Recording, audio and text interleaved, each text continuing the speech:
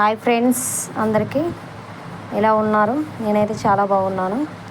మీరు ఎలా ఉన్నారో కామెంట్లో తెలియజేయగలరు. ఈరోజు మనం అటుకుల తాలింపు రెసిపీ గురించి తెలుసుకుందాం. నా స్టైల్లో నేను ఏ విధంగా చేస్తానో ఈ వీడియోలో చూపిస్తాను. ముందుగా మనం అటుకుల తాలింపు కోసం సన్నగా తరిగినటువంటి ఉల్లిగడ్డలు అండ్ పచ్చిమిర్చి, కరివేపాకు, పసుపు, ఎల్లిపాయ ముక్కలు దాన్ని స్మాష్ చేసుకున్నాను. జీలకర్ర, ఆవాలు, పుట్నాలు, పల్లీలు, అర కేజీ పేపర్ అటుకులండి ఇవి. ఇప్పుడు ప్రాసెస్లోకి వెళ్ళిపోతాం. ముందుగా మనం స్టవ్ వెలిగించుకొని ఒక పెద్ద బాగుని తీసుకొని దాంట్లో కొద్దిగా అటుకులు వేసుకొని అవి క్రిస్పీగా అయ్యేంత వరకు మనం ఊరికేనే లో ఫ్లేమ్లో ఫ్రై చేసుకోవాలండి. అవి క్రిస్పీ అయితే మనం తింటూ ఉంటే చాలా టేస్టీగా ఉంటాయండి. అందుకోసమని కొన్ని పేపర్ అటుకులు అర కేజీలో కొంచెం తీసుకొని ముందుగా నేను ఫ్రై చేసి పెట్టుకుంటా కొన్నిగా. అప్పుడు అవి మెత్తగా ఉన్నాయన్నీ క్రిస్పీగా తయారవుతాయండి. ఇట్లా వీటిని కలుపుతూ ఉండాలి, లేదంటే అడుగు అనేది మాటిపోతుంది.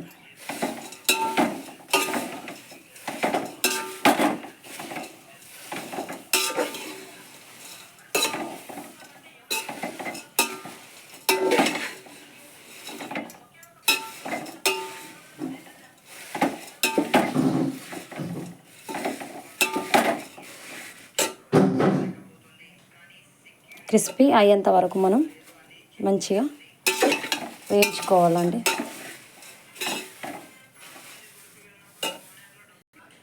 చూడండి, చాలా క్రిస్పీగా అయినాయండి. సౌండ్ వస్తుంది, విరుగుతున్నాయి కూడా.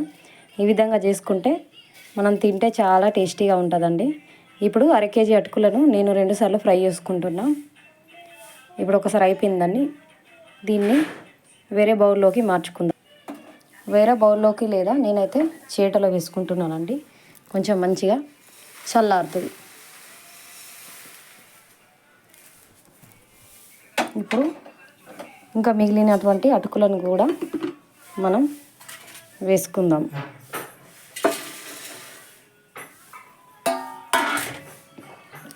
వీటిని కూడా ఫ్రై చేసుకుందాం.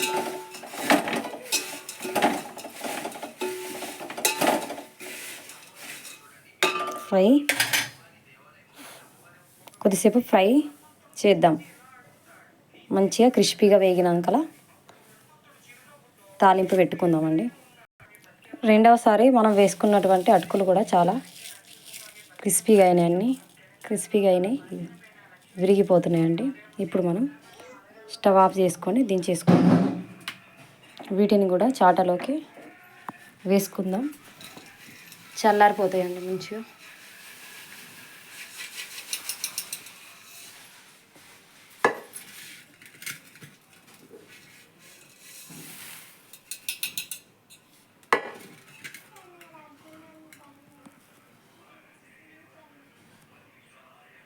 ఇప్పుడు మనం వేయించి పెట్టుకున్నటువంటి అటుకులకి తాలింపు వేసుకుందాం. అందుకోసం మనం ముందుగా ఆయిల్ తీసుకుందామండి.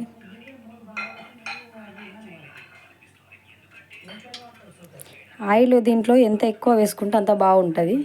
కాకపోతే ఆయిల్ ఎక్కువగా వాడడం అనేది ఆరోగ్యానికి మంచిది కాదు.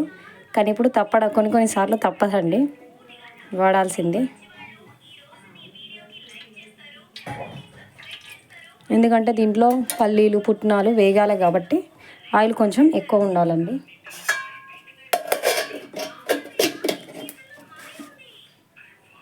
ఆయిల్ వేడెక్కేంత వరకు వేడి చేద్దామండి. ఇప్పుడు ఆయిల్ అనేది వేడెక్కిందండి. ముందుగా మనం పోపు దినుసులు వేసుకుందాం. జీలకర్ర, ఆవాలు,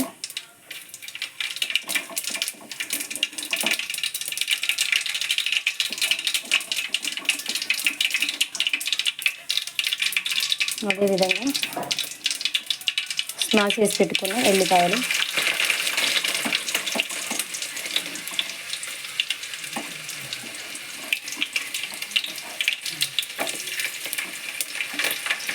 ఉల్లిగడ్డలు, పచ్చిమిర్చి,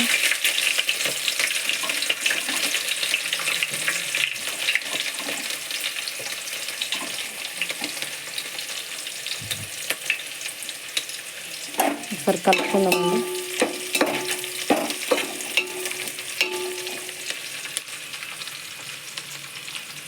అదేవిధంగా పసుపు, మంచి కలర్ వస్తుందండి. అండ్ మనం ఏ వంటకంలోనైనా పసుపు అనేది వాడతాం కదా, అదేవిధంగా కరివేపాకు వేసుకుందాం.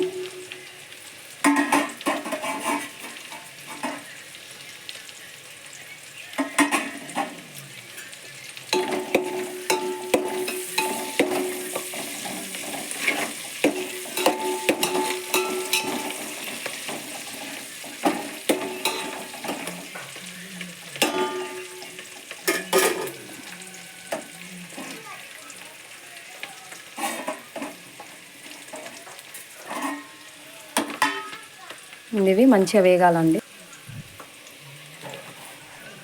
అదేవిధంగా పల్లీలు అండ్ శనగపప్పు పుట్నాలు వేసుకుందామండి.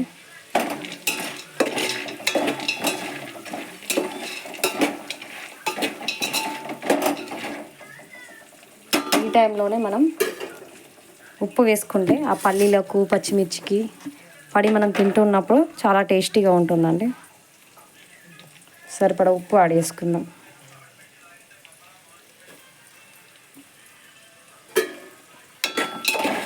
ఇప్పుడు మంచిగా ఆయిల్లో వేగాలి.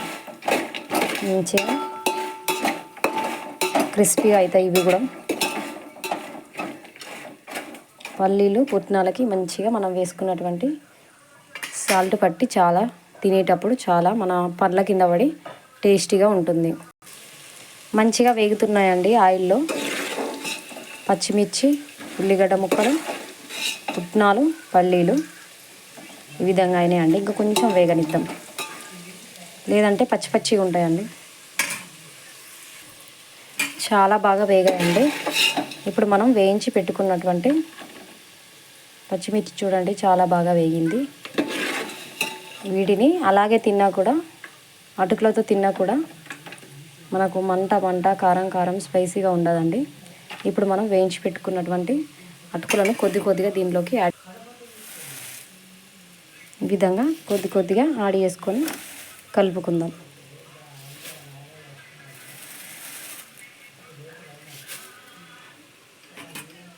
మిక్స్ చేద్దామండి ఈ విధంగా.